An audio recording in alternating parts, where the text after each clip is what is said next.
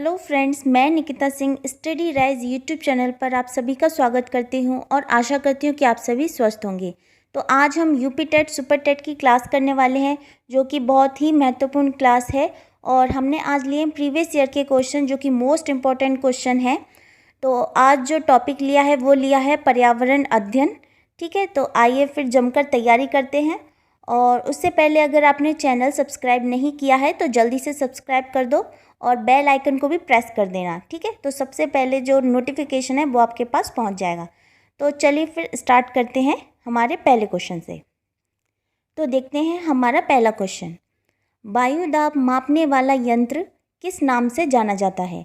Option दिए हैं barometer, thermometer, seismograph या हाइड्रोमीटर। तो जो इसका सही आंसर है वह है बैरोमीटर। वायु दाब मापने वाला यंत्र बैरोमीटर के नाम से जाना जाता है। ठीक है, और जो इसमें सेकंड ऑप्शन दिया है थर्मामीटर, इससे तापमान का पता लगाते हैं, तापमान का पता लगाते हैं।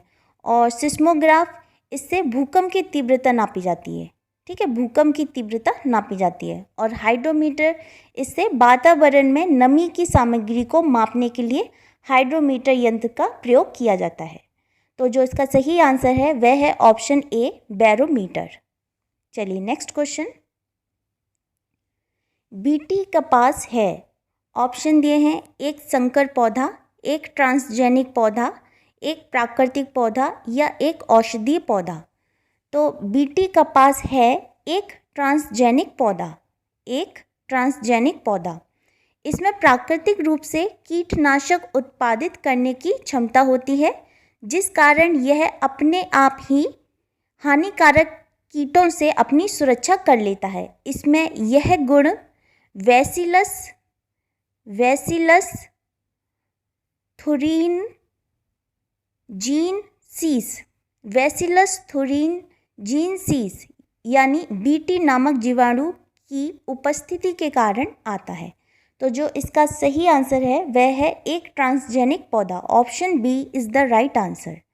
चलिए नेक्स्ट क्वेश्चन, कौन सा वायुमंडलीय प्रदूषण अम्लीय वर्षा का मुख्य कारक है? ऑप्शन दिए हैं SO2, H2S, HCl या N2। तो जो इसका सही आंसर है वह है ऑप्शन ए, SO2 यानी सल्फर डाइऑक्साइड। सल्फर डाइऑक्साइड अम्लीय वर्षा का मुख्य कारक है। यह वर्षा की बूंदों के साथ मिलकर उसे अम्लीय बना देता है। ठीक है, तो जो इसका सही आंसर है वह है ऑप्शन ए, सल्फर डाइऑक्साइड। चलिए नेक्स्ट क्वेश्चन, निम्न में से कौन सर्वाधिक उत्पादक पारिस्थितिक तंत्र है? ऑप्शन दिए हैं उष्णकटिबंधीय वर्षावन, टुंड्रा, सवाना या मरुस्थल। तो जो इसका सही आंसर है वह है ऑप्शन ए, उष्णकटिबंधीय वर्षावन। ठीक है, उष्णकटिबंधीय वर्षावन सर्वाधिक उत्पादक पारिस्थितिक तंत्र है, उष्णकटिबंधीय वर्षावन। तो option A is the right answer. चलिए नेक्स्ट, निम्नलिखित में से कौन सा रसायन आम पकाने में प्रयोग होता है? ऑप्शन दिए हैं calcium carbonate, calcium hydroxide, calcium carbide या कैल्शियम क्लोराइड। तो जो इसका सही आंसर है वह है कैल्शियम कार्बाइड यानी CaC2। तो option third is the right answer, calcium carbide यानी CaC2 रसायन का प्रयोग आम व अन्य फलों के पकाने में किया जाता है, क्योंकि एसिटिलीन गैस उत्पन्न करता है जो कच्चे फलों को पका देता है। ठीक है, तो जो इसका सही आंसर है वह है option 3, calcium carbide. Next question, कौन सी बीमारी दूषित जल पीने से फैलती है? ऑप्शन दिए हैं एड्स, टाइफाइड, एनीमिया या टिटनेस। तो दूषित जल पीने से जो बीमारी फैलती है वह है टाइफाइड। ठीक है,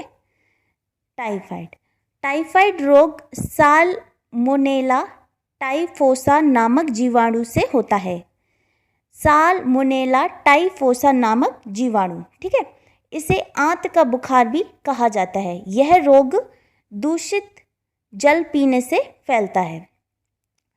और जो इसमें और ऑप्शन दिए हैं वह है एड्स। तो एड्स का जो फुल फॉर्म है वह है एक्वायर्ड अमीनो डेफिशिएंसी सिंड्रोम, और यह एक तरह का विषाणु जनक रोग है जिसका नाम है HIV, यानी HIV वायरस के द्वारा ये फैलता है। इसकी फुल फॉर्म होती है ह्यूमन इम्यूनो डिफिशिएंसी वायरस, ठीक है, इसके द्वारा ये फैलता है। तो जो इसका सही आंसर है वह है ऑप्शन बी, टाइफाइड। यह एक दूषित जल पीने से फैलता है, टाइफाइड। चलिए नेक्स्ट, निम्नलिखित में से कौन सी ग्रीन हाउस गैस नहीं है? ऑप्शन दिए हैं CO2, N2O, CO या CH4। तो जो इसमें ग्रीन हाउस गैस नहीं है वह नहीं है ऑप्शन 3, CO यानी कार्बन मोनोऑक्साइड। यह ग्रीन हाउस गैस नहीं है। इसके अलावा CO2 और नाइट्रोजन ऑक्साइड N2O, मीथेन यानी CH4, ओजोन O3, जल वाष्प तथा क्लोरोफ्लोरोकार्बन प्रमुख ग्रीन हाउस गैसें हैं जो विश्व ऊष्मायन के लिए उत्तरदायी हैं, ठीक है। तो जो इसका सही आंसर है वह है CO gas green house gas नहीं है। तो option 3 is the right answer. Next question, इनमें से कौन द्विबीजपत्री पौधा है? ऑप्शन दिए हैं बांस, केला, गन्ना या सरसों। तो जो इसमें द्विबीजपत्री पौधा है वह है सरसों, ठीक है, सरसों। ऑप्शन 4 सरसों। द्विबीजपत्री वे पौधे होते हैं जिनके बीज में दो पत्र या दल होते हैं, जैसे सरसों, चना, दालें, सोयाबीन आदि। ये सारे द्विबीजपत्री पौधे हैं। तो जो इसका सही आंसर है वह है ऑप्शन 4 सरसों। नेक्स्ट क्वेश्चन, पौधों में जल का अधिग्रहण किसके द्वारा होता है? ऑप्शन दिए हैं जाइलम, फ्लोएम, कैवियम या पेलिसेड। तो पौधों में जल का अधिग्रहण होता है वह होता है जाइलम ऊतक द्वारा, ठीक है, जाइलम के द्वारा। तो option A is the right answer, xylem. Next question, कौन सा प्रथम साहित्य स्रोत है? ऑप्शन दिए हैं ऋग्वेद, सामवेद, यजुर्वेद या अथर्ववेद। जो सबसे प्राचीनतम वेद है या प्रथम साहित्य स्रोत है वह है ऋग्वेद, ठीक है। तो option A is the right answer, Rigveda. इसके अलावा जो सामवेद है इसको भारतीय संगीत का जनक कहा जाता है, ठीक है, भारतीय संगीत का जनक कहा जाता है। यजुर्वेद में यज्ञों के नियम एवं विधि विधानों का संकलन मिलता है। यजुर्वेद में यज्ञों के नियमों एवं विधि विधानों का संकलन मिलता है। और अथर्ववेद में इसमें औषधियाँ, शाप, वशीकरण, जादू टोना, इन सब का वर्णन मिलता है, ठीक है। तो जो इसका सही आंसर है वह है सबसे प्राचीनतम वेद है या प्रथम साहित्य स्रोत है वह है ऋग्वेद। तो option A is the right answer, Rigveda. Next question है, वायुमंडल में 99% भाग पर किन दो गैसों का विस्तार है? ऑप्शन दिए हैं ओजोन एवं ऑक्सीजन, ऑक्सीजन एवं नाइट्रोजन, कार्बन डाइऑक्साइड एवं ओजोन या आर्गन एवं ओजोन। तो जो इसका सही आंसर है वह है ऑक्सीजन एवं नाइट्रोजन, ठीक है। तो ऑप्शन बी, ऑक्सीजन एवं नाइट्रोजन। वायुमंडल में अनेक गैसों का मिश्रण है जिनमें सर्वाधिक मात्रा क्रमशः नाइट्रोजन की मात्रा होती है, वह होती है 78.03%, और जो ऑक्सीजन की मात्रा है वह है 20.99%, ठीक है। तो सबसे ज़्यादा दो गैसों का विस्तार है वह है ऑक्सीजन एवं नाइट्रोजन। तो option B is the right answer. चलिए नेक्स्ट क्वेश्चन है, पर्यावरणीय अध्ययन में शैक्षणिक भ्रमण का मूल उद्देश्य है। ऑप्शन है बच्चों की ऊर्जा को विकसित करना, छात्रों के लिए प्रत्यक्ष अनुभव, समाजीकरण को बढ़ावा देना या टीम भावना बढ़ाना। तो जो इसका सही आंसर है वह है छात्रों के लिए प्रत्यक्ष अनुभव, ऑप्शन बी। तो इसमें पर्यावरणीय अध्ययन में शैक्षणिक भ्रमण का मूल उद्देश्य छात्रों को प्राकृतिक पर्यावरण के विभिन्न पक्षों को प्रत्यक्ष अनुभव कराना है, मतलब आंखों देखा अनुभव कराना है, ठीक है। तो option B is the right answer, छात्रों के लिए प्रत्यक्ष अनुभव। नेक्स्ट क्वेश्चन, कार्यकीय रूप से शुष्क मिट्टी की क्या विशेषता है, इसको कैसे पहचानेंगे? ऑप्शन दिए हैं, उसमें अधिक जल होना, पौधों को प्रकाश पर्याप्त नहीं मिलता, मिट्टी में लवण सांद्रता अधिक होगी, या मिट्टी कठोर होती है। ठीक है, तो कार्यकीय रूप से शुष्क मिट्टी की मुख्य विशेषता यह है कि इस मिट्टी में लवणों की सांद्रता सबसे अधिक होती है। ठीक है, मिट्टी में लवण सांद्रता सबसे अधिक होगी। तो option C is the right answer. चलिए नेक्स्ट क्वेश्चन, सतत और व्यापक मूल्यांकन क्यों आवश्यक है? ऑप्शन दिए हैं, शिक्षार्थियों ने कितना नहीं सीखा जानने के लिए, शिक्षार्थी की प्रगति निरंतर ना बनाए रखने के लिए, निरंतर मूल्यांकन होते रहने से शिक्षार्थियों में परीक्षा का अनावश्यक भय नहीं होता है, या ऑप्शन डी, परीक्षा प्रणाली को महत्व देने हेतु। तो इसमें निरंतर मूल्यांकन होते रहने से छात्रों का आत्मविश्वास बढ़ता है तथा उनके मन से परीक्षा का डर भी समाप्त हो जाता है।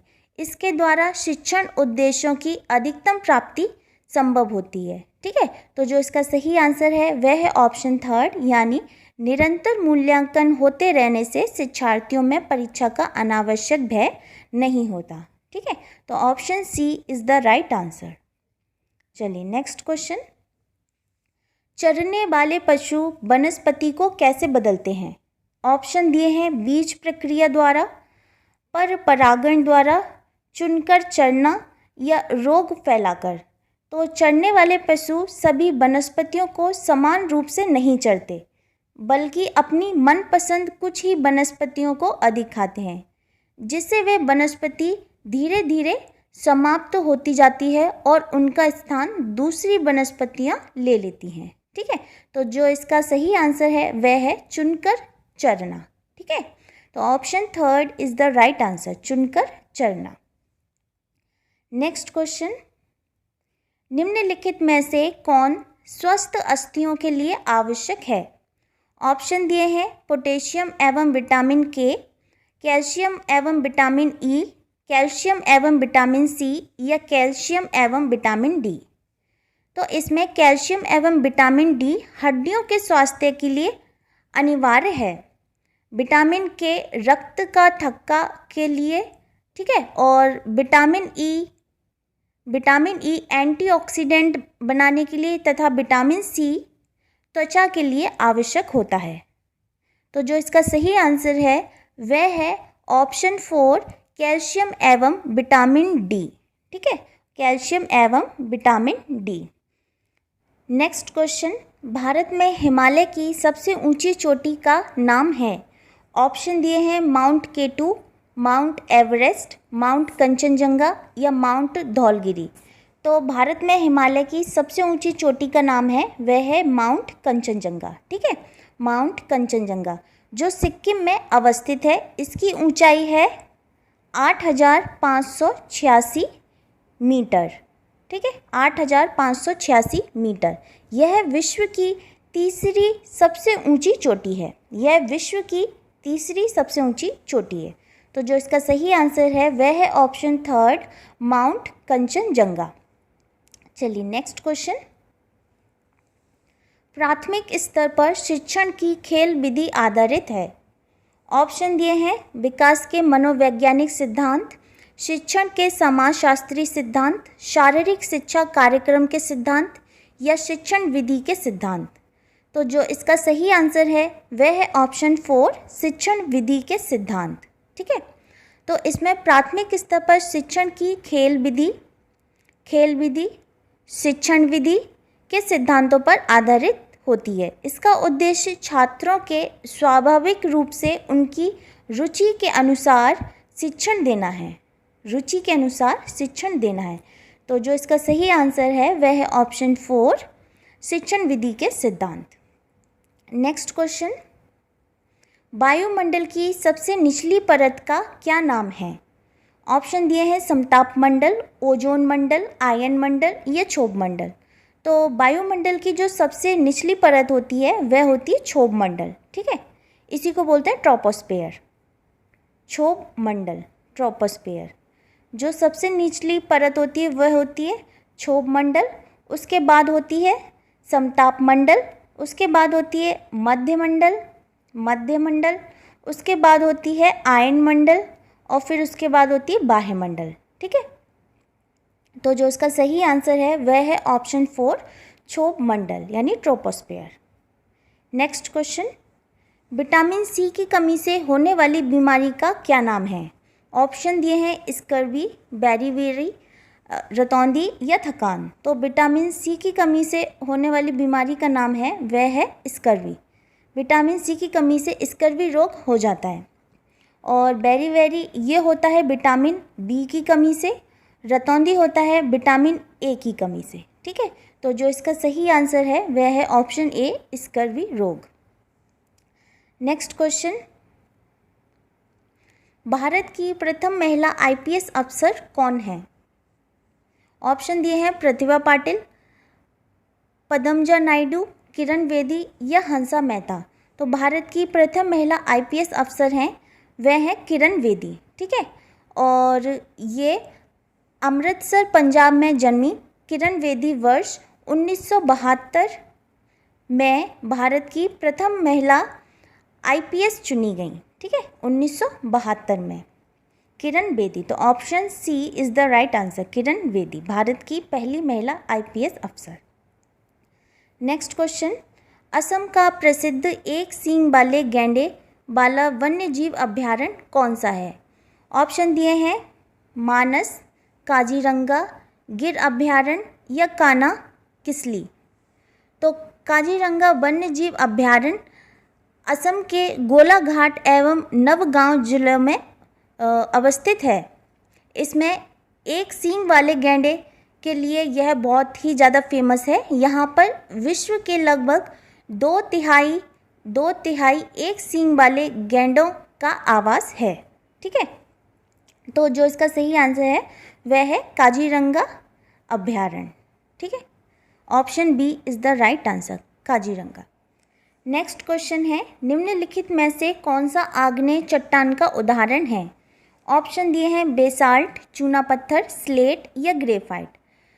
तो इसमें आग्नेय चट्टानों का निर्माण ज्वालामुखी के उद्गार के समय निकलने वाला लावा पृथ्वी के अंदर या बाहर ठंडा होकर जमने से होता है। इसके उदाहरण हैं ग्रेनाइट, बेसाल्ट, पैगमेटाइट और डायोराइट, ठीक है। तो जो इसका सही आंसर है वह है basalt. Option A is the right answer, basalt. Next question, पृथ्वी के वातावरण की किस सत्र में ओजोन परत पाई जाती है? ऑप्शन दिए हैं ट्रोपोस्फेयर, स्ट्रेटोस्फेयर, मीजोस्फेयर या आयनोस्फेयर। तो ओजोन परत का विस्तार वायुमंडल के समताप मंडल से होता है, ठीक है, समताप मंडल से होता है। तो समताप मंडल को बोलते हैं स्ट्रेटोस्फेयर, स्ट्रेटोस्फेयर। तो option B is the right answer, stratosphere. Next question, Sikh धर्म के संस्थापक निम्न में से कौन हैं? ऑप्शन दिए हैं गुरु तेग बहादुर, गुरु गोबिंद सिंह, गुरु अर्जुन देव या गुरु नानक देव। तो सिख धर्म के संस्थापक हैं वह हैं गुरु नानक देव, ठीक है, गुरु नानक देव। इनका जन्म हुआ था 1469, ठीक है, 1469 ईस्वी में पंजाब के तलवंडी नामक स्थान पर हुआ था। पंजाब के तलवंडी नामक स्थान पर हुआ था। तो जो इसका सही आंसर है वह है option 4 Guru Nanak Dev. Next question, भूकंप की तीव्रता नापने का यंत्र है फिजियोग्राफ, सिस्मोग्राफ, कार्डियोग्राफ या बैरोग्राफ। तो भूकंप की तीव्रता नापने का यंत्र है वह है सिस्मोग्राफ, ठीक है। तो option B is the right answer, seismograph. Next question, दक्षिणी गोलार्ध का सबसे लंबा दिन किस दिन होता है? ऑप्शन दिए हैं 21 मार्च, 21 जून, 23 सितंबर या 22 दिसंबर। तो इसमें 22 दिसंबर को सूर्य मकर रेखा पर लंबवत चमकता है, जिससे दक्षिणी गोलार्ध में सबसे लंबा दिन व रात छोटी होती है। यह घटना मकर संक्रांति के दिन होती है, ठीक है, मकर संक्रांति के दिन होती है। तो जो इसमें सही आंसर है वह है ऑप्शन 4, 22 दिसंबर। 22 दिसंबर। नेक्स्ट क्वेश्चन, खाद्य श्रृंखला के परस्पर समूह को कहा जाता है? ऑप्शन दिए हैं खाद्य चक्र, खाद्य अभिक्रिया, खाद्य जाल या बायोमास का पिरामिड। तो प्रकृति में खाद्य श्रृंखला एक सीधी कड़ी के रूप में नहीं होती है, बल्कि सभी एक दूसरे के परस्पर संबंध द्वारा एक समूह बनाती है, तो जिसे बोलते हैं खाद्य जाल, ठीक है। तो जो इसमें सही आंसर है वह है ऑप्शन सी, खाद्य जाल। नेक्स्ट क्वेश्चन, सत्यार्थ प्रकाश के लेखक का नाम है? ऑप्शन दिए हैं स्वामी दयानंद सरस्वती, स्वामी विवेकानंद, राजा राममोहन राय और मदन मोहन मालवीय। तो सत्यार्थ प्रकाश के लेखक का नाम है वह है स्वामी दयानंद सरस्वती, ठीक है, स्वामी दयानंद सरस्वती। तो option A is the right answer. Next question, Bihu Bharat के किस राज्य का लोक नृत्य है? ऑप्शन दिए हैं राजस्थान, तमिलनाडु, असम या उत्तर प्रदेश। तो बिहू भारत के असम राज्य का लोक नृत्य है, ठीक है, असम राज्य का लोक नृत्य है। इसके अलावा तमिलनाडु में भरतनाट्यम होता है, भरतनाट्यम, और उत्तर प्रदेश में कथक और राजस्थान में घूमर, ठीक है, घूमर, और बिहू असम में, ठीक है। तो जो इसमें सही आंसर है वह है ऑप्शन सी, असम। तो ये थी आज की वीडियो। आई होप आपको पसंद आई होगी। मिलते हैं बहुत जल्द एक नई वीडियो में, तब तक के लिए थैंक यू सो मच।